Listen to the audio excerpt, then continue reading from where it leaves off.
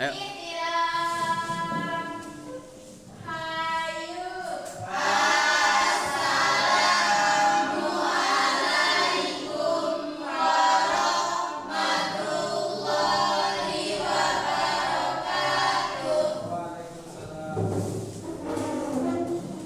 Apa kabar hari ini?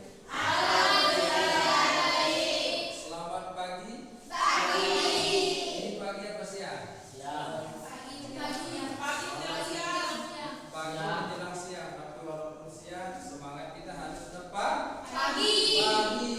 Semangat belajar itu tidak boleh kayak siang, tapi harus seperti pagi. Menyegarkan, ya kan? Siap belajar? Masih ada beban kira-kira nih, ada yang mau bawa beban masuk kelas? MPG sudah, berarti sudah pindah ya. Berarti hutang jasa sudah terlunasi.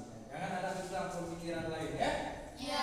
Masih ingat kemarin beberapa hari yang lalu kita belajar apa? Apa kira-kira? Itu kemarin kita sudah mempelajari paragraf narasi. Masih ada yang ingat kira-kira paragraf narasi itu apa? Ya, paragraf yang menjelaskan subjek. Ya, jadi paragraf narasi itu adalah paragraf yang lebih cenderung lebih banyak menjelaskan subjek. Jadi kegiatan pelakunya yang dijelaskan, makanya disebut dengan narasi. Kalau minggu lalu kita sudah belajar tentang deskripsi, ya kan? Kalau deskripsi ini membahas tentang objek. Nah, tetapi di narasi ini kita belajar tentang subjek.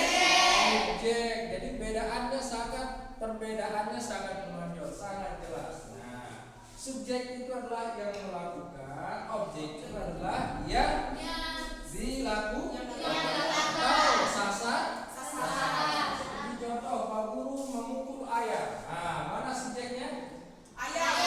Subjek. Ya Pak Guru, subjeknya kan pelaku. Ingat, subjek itu pelaku. Objeknya apa? Ayam. Setiap yang menderita itu disebut dengan subjek. Objek. Jangan menderita ya, jangan sedih, jangan itu adalah objek. Baik anak-anak sekalian, jadi pada hari ini kita akan mempelajari tentang cerpen. Nah, apa sih kaitannya narasi dengan cerpen? Ternyata nyambung anak-anak sekalian. Inilah fungsinya kenapa kita harus belajar narasi. Narasi paragraf yang menjelaskan apa-apa yang dilakukan oleh pelaku. Maka hasil daripada belajar kita narasi tadi dulu, harapan kita bisa kita tuangkan dalam sebuah cerpen. Ada yang tahu cerpen itu apa? Cerita pendek. Kalau kita bilang cerita pendek, ada justru cerita yang lebih pendek. Ya kan? Cerita pendek. Nah, sekarang kenapa dikatakan cerita pendek? Iya. Kata temannya, kenapa dikatakan cerita pendek? Karena hanya memiliki satu alur pemikiran. Jadi kalau kita mengatakan apa itu cerpen cerita pendek, tidak cukup anak-anak sekalian. Karena yang lebih pendek itu masih ada. Nah, cerpen itu pada dasarnya kenapa dikatakan pendek? Karena hanya dibangun berdasarkan satu alur. Satu alur itu maksudnya apa?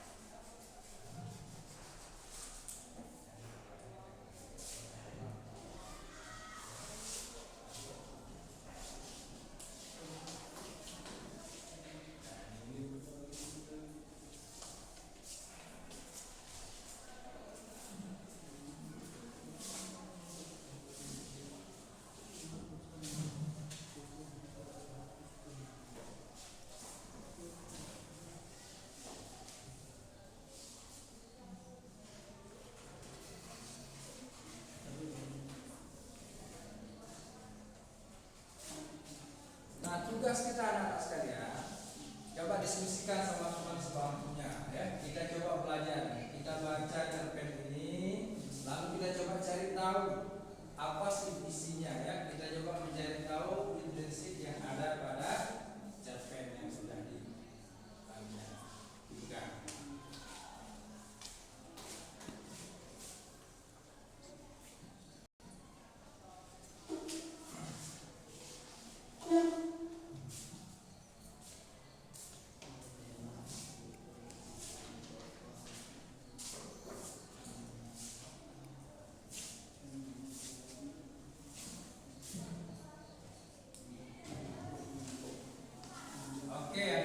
Bacakan ya, Pak Guru bacakan ya sebentar ya. Nah, Pak Guru bacakan, terus anak-anak tinggal kita menentukan nanti ya.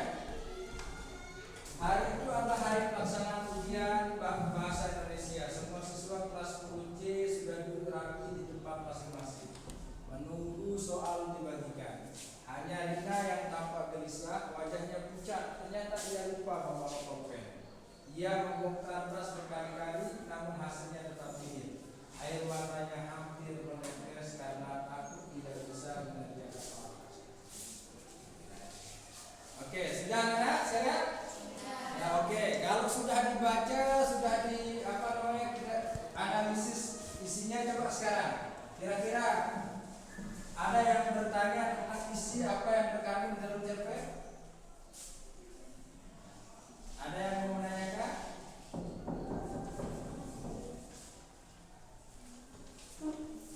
Ada yang menanyakan? Coba Raudia. Apa judul dari cerpen tersebut? Nah, apa judul? Nah, kira-kira siapa? Ada mungkin dari teman-temannya ada yang bisa menjawab judulnya kira-kira apa? Ya, apa? Coba. Judul dari cerita cerpen tersebut adalah pertolongan dan persahabatan yang tulus. Menurut Abang, tema dari cerpen tersebut adalah pertolongan dan persahabatan yang tulus. Benar kira-kira? Iya, benar. Jadi di sini kita melihat ada sifat penolong dari sahabatnya. Oke, selanjutnya mungkin ada yang bertanya? Ada? Kalau tidak, Pak Guru yang bertanya? Oke, kalau gitu Pak Guru yang bertanya. Kira-kira amanat apa yang terkandung dalam cerpen ini? Siapa yang bisa? Saya. Oh ya, coba. Kita harus saling menolong sesama teman yang sedang kesusahan. Nah, menurut Rapa, temannya ternyata amanatnya adalah peduli, ingin menolong. Oh, tidak tidak membiarkan temannya susah sendiri ya, tetapi siap dibantu.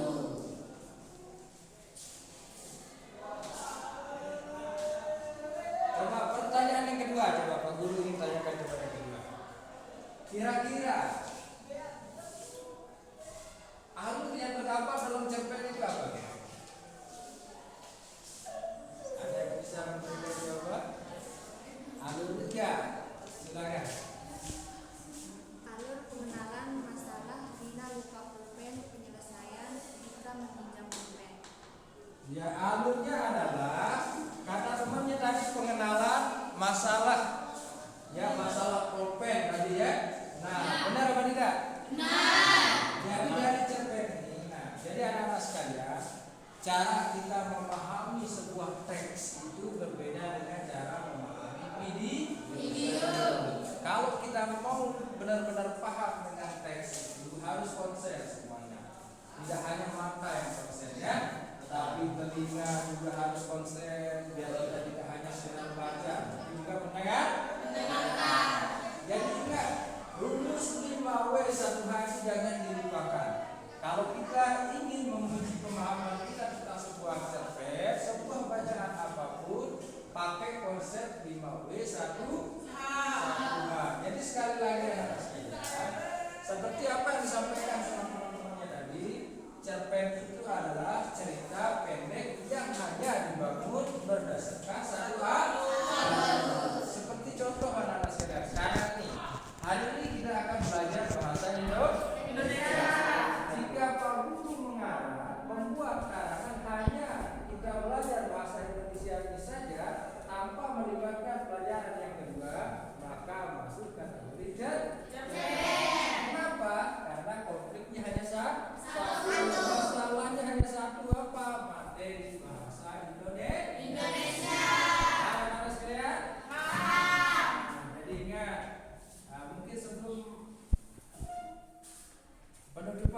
absen dulu ya. Sebelum penutupan Pak Guru absen dulu. Ya.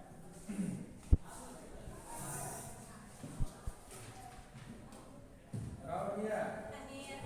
Rafa. Hadir. Raudia Saputra. Sofian Mahmudi. Sofiana. Hadir. Sudesnawati. Hadir. Sofiana Dipa. Hadir. Surni. Zahratul Aulia. Hadir. Baik anak-anak sekalian yang Pak Guru banggakan. Jadi harapan Pak Guru seperti biasa belajar yang rajin ya. Jaga kesehatan, terutama anak-anak sekalian itu menjelang ujian ya. Jangan sampai nanti ketika ujiannya justru tidak masalah. Ya. Jadi belajar dari sekarang, jaga kesehatan, terus apa namanya? Rajin belajar biar hasilnya maksimal. Sedikit Pak Guru simpulkan bahwa cerpen itu tidak hanya sekedar cerita yang pendek ya, tetapi sebuah cerita yang dibangun berdasarkan satu alur. Kenapa dikatakan satu alur? Masalahnya hanya satu ya. Nah selanjutnya besok kita akan di pertemuan yang selanjutnya anak-anak sekalian kita akan mencoba tugas kita ya.